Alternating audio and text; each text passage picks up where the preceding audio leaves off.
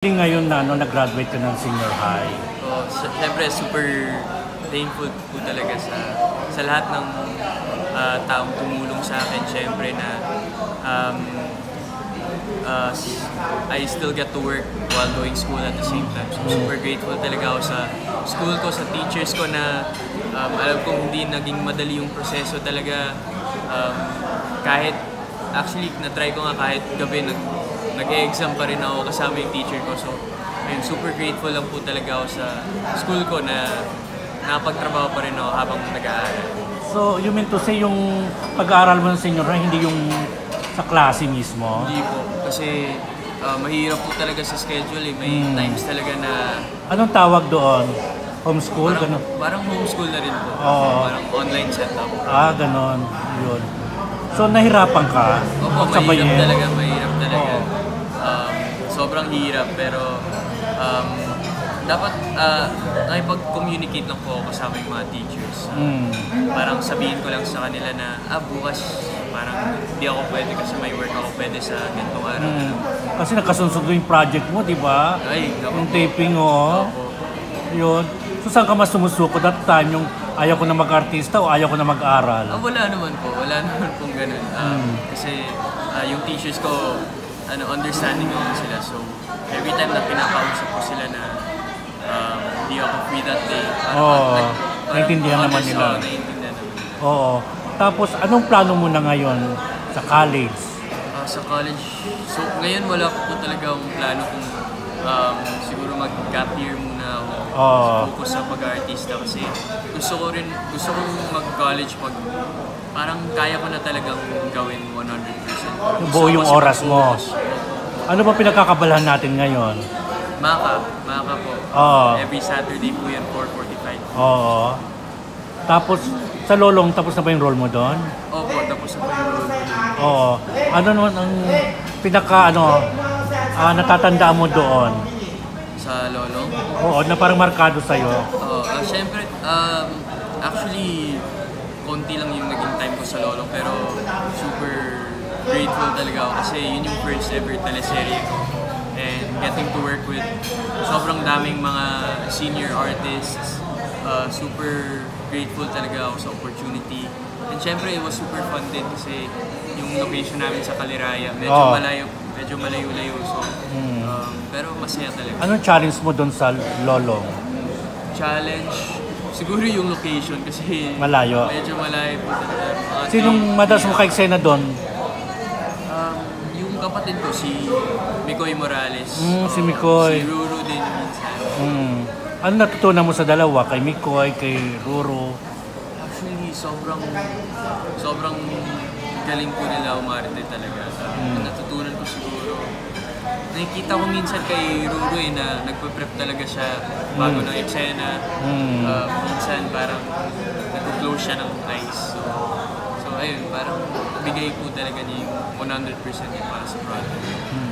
Parang marami ang nagre-request sa mga fan ng Clarissa. Yung love team yung di Clarissa sa Pipito. Anong reaction mo na gusto nila sana bumalik ka sa Pipito? Siyempre, sobrang saya po talaga na naging tumatak rin po yung role ko sa kanila, yung tandem namin ni Clarissa. And malay po natin, di ba, baka sooner babalik ko si Jacob. So, we'll see. Ano pa yung sa Maka, ano pang pwede namin abangan sa'yo? Sa Maka, actually ngayon, per episode, kanya-kanyang story ng character. So, parang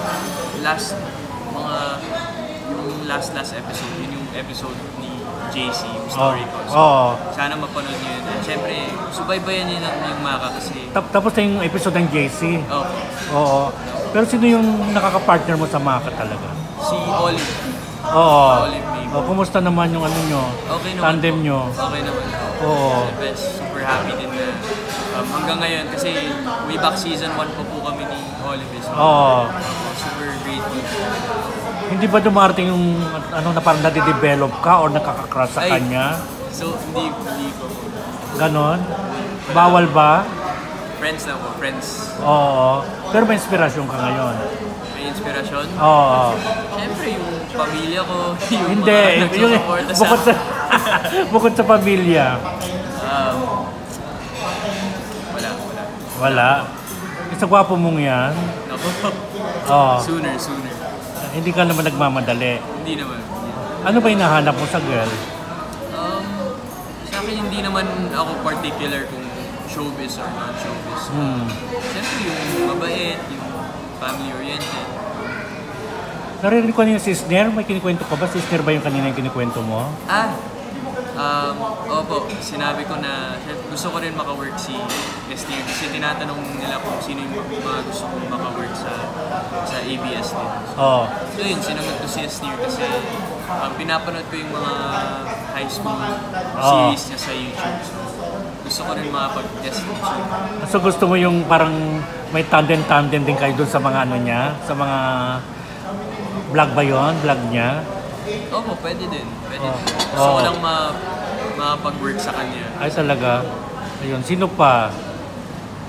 Madami po sila sa ABS po ba? Oh, tsaka sa GMA, sino yung gusto kong makatrabaho parang gano'n?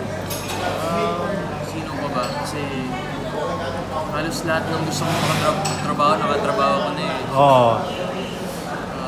Yung mga ano, si Ding Dong Dantes, di ko po talaga na yung naka-eksena talaga. Di ba may ano parang may special participation ka doon sa Royal Blood? Oo. Pero ano po, flashback lang po yun eh. Yung Mikael. Hindi po. Yung kapatid ni Tears of Rose doon sa story. Okay. Ako po yung naging young. Na Royales, parang ganon. Tapos, so yung kay Ding Dong wala pa talaga. Wala, hindi po talaga ako. Oh. Si Alden hindi pa? Si Alden di rin po. Yun din po gusto ko makain. Tsaka si Miguel Tanfel. Ay, ganon.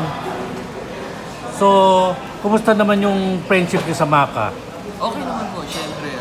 Para every taping, mas lalo kaming nagiging closer. And gumagala din kami. Ay, ganon. Gumigimik din kayo na, no? Sino-sino bang mga nasa Maka ngayon? Madami po eh. Hindi, yun sa mga lalaki. Sa lalaki, si Sean Visagas, Bryce Eusebio, Marco Massa, Sean Lucas.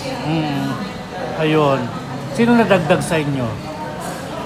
Sa season 2 po, yung nadagdag sila, Sean Visagas, si Bryce Eusebio. Si Bryce. Si Josh Ford, nagmaka din siya.